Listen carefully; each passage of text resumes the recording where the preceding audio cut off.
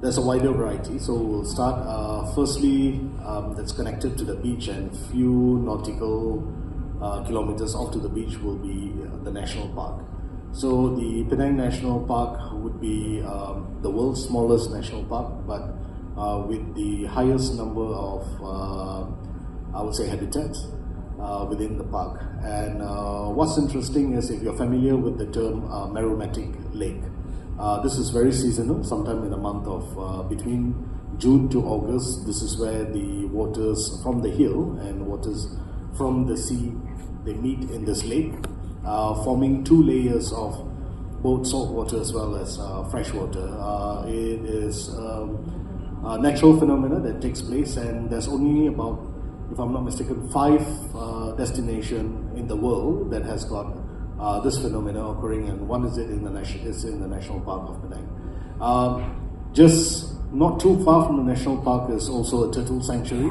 So we do a lot of conservation as far as turtles are concerned, and the university, the Science University of Malaysia, has this program in conservation where the turtle eggs are being hatched in-house, and the turtles are then left back to the sea. And some of these turtles are being satellite tagged, so we know the number of turtles that actually returns back to the coastlines of Penang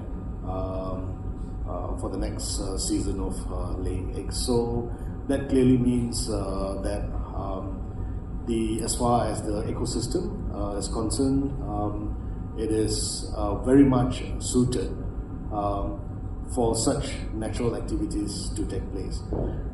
Secondly, there's just one product. Secondly, we've got the Penang Hill. So it's 830 meters above sea level, and we've got a train that takes you up. And once you're up on Penang Hill, we've got Habitat.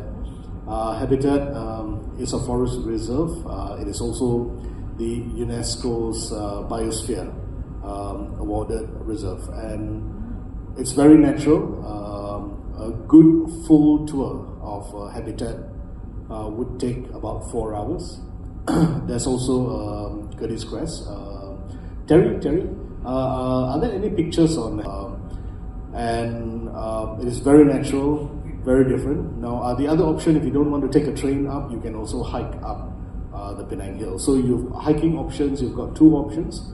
There's also a tar road facility that's available.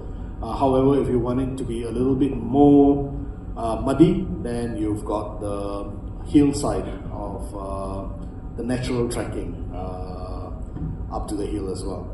Other than that, if we get into team building activities, then we've got the Escape theme park, which encompasses of both team building as well as a water park, and it currently houses the longest water slide in the world. It's about 1 kilometer in length, so it literally crosses from one side of the road and to the other side of the park. So that's something interesting as well for team building and adventure activities. Now these are things that we usually combine with during fam tours. And if let's say that adventure is very wide, and if you don't want an eco adventure, and let's say you want to get into a city adventure,